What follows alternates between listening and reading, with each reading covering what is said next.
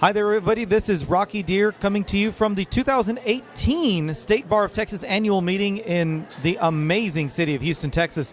We're having a great time. You can probably hear the buzz around me. There's a lot going on. And when I say a lot, you know, the guy sitting next to me encapsulates most of that. So in case you've been wondering, you know, you've probably been hearing a lot about the robots taking over. AI is kind of everywhere, right? It's in our lives. It's in our phones. Is it also in the law? Well, who better to tell us that answer, and who better to talk to us about it than a guy who is not only a lawyer, he's a rocket scientist. So we've got Ron Chichester, the rocket scientist, here with us today. So Ron, welcome. Thank you. Thank you. You've been on Texas Bar TV before, and yes. it's been a fascinating talk. You just got through giving a talk to the Adaptable Lawyer track about artificial intelligence and the law. Right. So tell us a little bit about the topics you covered. We covered several topics. First, of course, is, what's AI? Is AI affecting your practice? And the answer is, of course, today it is. The first reason is because AI is having a bigger impact on your client base. Whether or not your clients are going to be able to afford your services, whether or not clients are even going to want your services. That AI is being subsumed into a great many areas of industry, of services, of accounting, and other areas.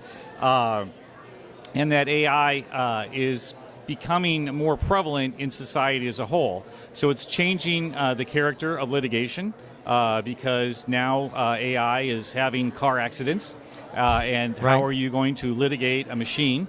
And how are you even going to know what the AI did or was, quote, thinking and what it was doing and how actually to replicate it and all the difficulties with that. But then the biggest effect right now, of course, is on the client base, that a lot of people are getting laid off through automation, that the labor participation rate is now what it was, I think, around 1970. It's 62.8%, and that's the lowest it's been in 40 years. And that is all a function of the economy as a whole in different aspects, but also a big chunk of that is automation. So automation is showing up in many ways. AI is but one aspect of it. AI is becoming much more prevalent and will become much more prevalent in the years ahead. Remember Moore's Law? Sure. That said computing capacity will double every 18 months to 2 years. And Moore's Law is showing its age, but it is now making up for the speed of CPUs, really, with the number of CPUs that are out there now. And with the Internet of Things and all these different devices gathering data upon us, and the more data that there is, there's more AI to go with it. And because AI is absolutely dependent upon the amount of data. And as we're using our cell phones and we're using our computers and we're emailing and doing everything, we're leaving digital traces for the AI to pick up and study us. So it will do more and more things. It will figure out how to go in and do things more efficiently and with fewer people. So lawyers in the future will do what lawyers will do best, and that is that which is hardest to automate. But unfortunately, it's like the only stuff that is too expensive to automate will be left to the humans. And law is just one aspect. I mean, that's going to be one industry like so many others, that they will automate what is easy to automate or inexpensive to automate, and then the rest will be left to be automated sometime in the future. That's a lot to unpack. Yes. There's a lot in there. So here's, I'm sure you guys want to know more about this. There's AI is, I think a couple of years ago we were talking about cybersecurity the same way we're talking about AI now. People didn't know it, and they didn't know how important it was, and now AI seems to be right at the cusp of that realization level where people are going to understand just how important this is to them. So would you agree? Yeah, I would agree, but you have to remember the bulk of the AI that was developed, what are now called neural networks and such, were developed in the 1950s. And that's what we're using. Yes, like the stuff that we're using, the basis and stuff. The two main elements of artificial intelligence are what are called genetic algorithms and neural networks. And neural networks were developed in the 1950s, and genetic algorithms were developed in the 1960s. The neural networks is the stuff used for machine learning. The machines learn how to do things, all right? The genetic algorithms are for the creative aspects. Got it. Right, and so you would use when you don't know how to litigate a case, you would use a genetic algorithm that would go in and look for all the different ways to litigate a case and pick the best one. So when you don't know how to do something, but you know what you want, you would use a genetic algorithm, and it will figure it out. I mean, that was the first application of artificial intelligence that I used when I was an engineer back in the 80s, was for aircraft design.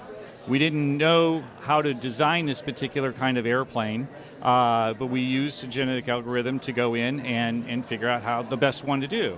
And you don't have to know the best way to do it. You just simply have to know what you want and have enough computing capacity to make it happen.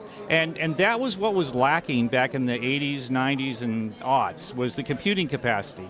And now we've got enough computing capacity to where we can do AI on the fly in cell phones. I mean, cell phones are vastly more capable than they were 10 years ago. Sure. All right. Sure. And they're capable enough to do AI. And that's the thing that's happening now, is a lot of the machines that are out there that are connected to the internet or connected to some telecommunications system, and they have the capacity to accept data, gather data, and crunch the data and talk to each other. That's where you get the ubiquity and thus the capability of AI. Again, there's a lot to cover there. So here's what I'm going to propose. Why don't we talk about this on it's fresh. We just launched it the day before this taping, the newly relaunched State Bar of Texas podcast. And let's go into deeper detail on some of these issues. Would you agree to that? Yep, that's great. Okay, so guys, if you want to find out more about AI, and this may sound a little depressing to lawyers when you're thinking about what this means to the future, but the best way to face this is probably to understand it and know what's coming. So tune in to the State Bar of Texas podcast. You can go on to LegalTalkNetwork.com. You can go onto the State Bar website. You can go to Apple Podcasts or Google Play or to your favorite podcast app and look for State Bar of Texas.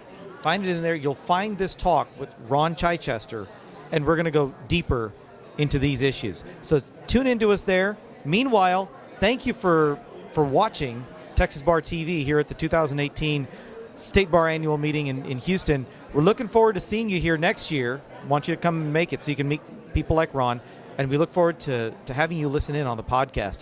Meanwhile, this is Rocky Dhir. Ron, thank you for being here, and we'll be talking to you soon. Thanks. We'll see you next time.